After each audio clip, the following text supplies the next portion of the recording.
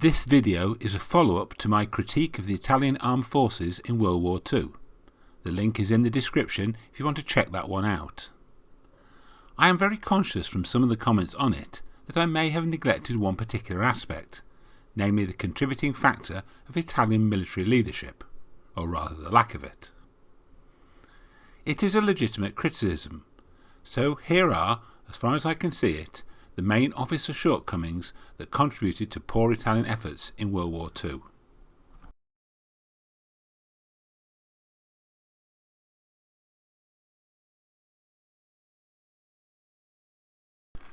The first factor was social distinction. Rank, of course, does have its privileges. This is true of the armed forces of all nations in all wars, but the social distinctions between officers and men were particularly marked in the Italian armed forces in World War II. Italian officers were recruited exclusively from the privileged upper parts of Italian society. They had better uniforms, more and better food, and markedly better paying conditions. They were frequently messed and billeted together exclusively and were not encouraged to fraternise with the lower ranks. As such, they rarely shared the hardships of the ordinary soldiers.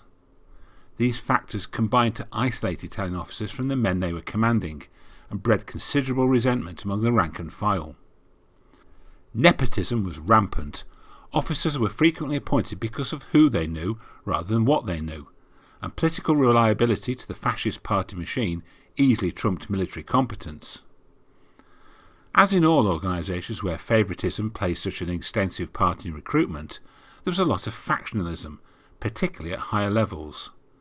Senior commanders would even deliberately sabotage operations led by rivals in order to undermine them. There was also a lot of infighting between the three services, leading to erratic cooperation. Construction of an Italian aircraft carrier was much delayed because the Navy and the Air Force squabbled over who would operate the planes on board. The Air Force disliked carrying out ground support missions because they felt it put them under the control of the Army.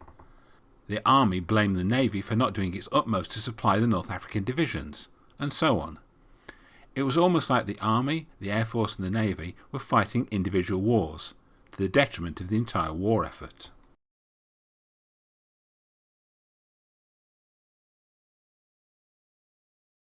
The second factor was that the Italian armed forces were simply too large, something that I did allude to in the first video. Mussolini craved power and prestige for Italy, and that meant deploying a very large military. This was the basis for the so-called 8 million bayonets speech, in which Mussolini asserted that modern Italian society needed to be underpinned by 8 million warriors. In order to achieve this very arbitrary objective, the definition of what counted as a warrior was stretched to the very limit of credibility. The Fire Brigade and the Boy Scouts were included in the total. But even so, attempting to do this meant that vast numbers of young men had to be drafted into the regular armed forces. As any sergeant major or drill instructor will tell you, you can make anyone into a soldier, but you can't make anyone into a good soldier. The various physical, mental and psychological attributes that make for a good warrior are a finite resource in a population. A volunteer force will tend to pick up the people who have a lot of those traits. Mass conscription will inevitably induct those with fewer of those traits. Subsequent drafts will bring in a steadily less and less capable type of recruit. Italy, as a result, had a lot of very old soldiers, a lot of soldiers not in the peak of physical fitness, and an increasing number who really didn't want to be there. Of course, some of these reluctant recruits would discover an aptitude for soldiering that they didn't know they had, but most would not. To put it bluntly, the higher the percentage of the population you recruit, the more the overall quality is diluted, and that extends just as much to the officers as it does to the enlisted men. More so, in fact, as there are more requirements and attributes for an officer.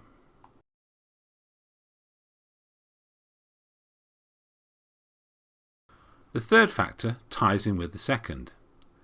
The situation of too many poor officers was exacerbated by politically motivated meddling with the structure of the army. Basically, high-level formations were slimmed down to make the army look bigger than it actually was.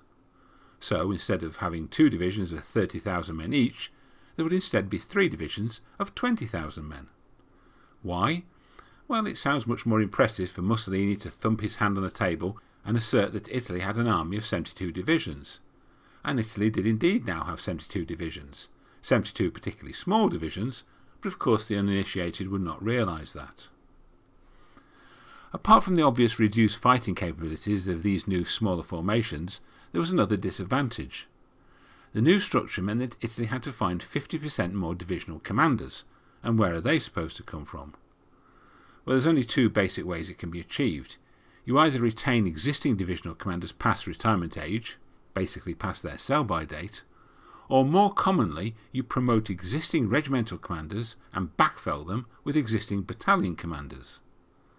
The problem is that all of the people involved in such an instant promotion event may not have the necessary attributes or experience to be suitable for higher command.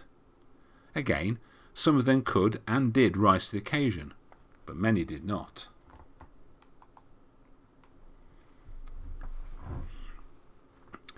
The last reason that Italian commanders may have been lacking is a curious factor that affects the good ones more than the incompetent ones, and is a matter of tactical doctrine.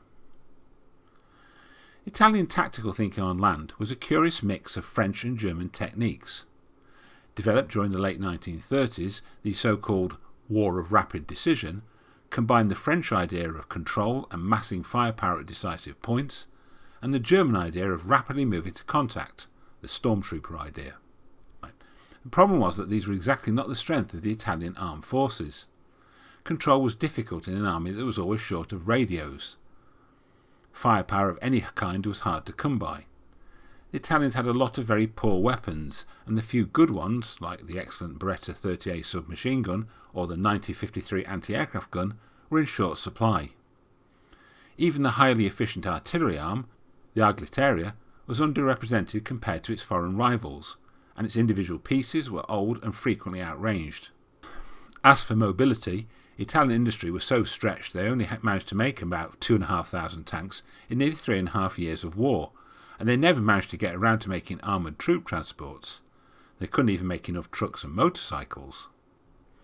So, we have an army based around the principles of concentrated firepower and mobility that struggled to concentrate very much firepower and certainly wasn't very mobile.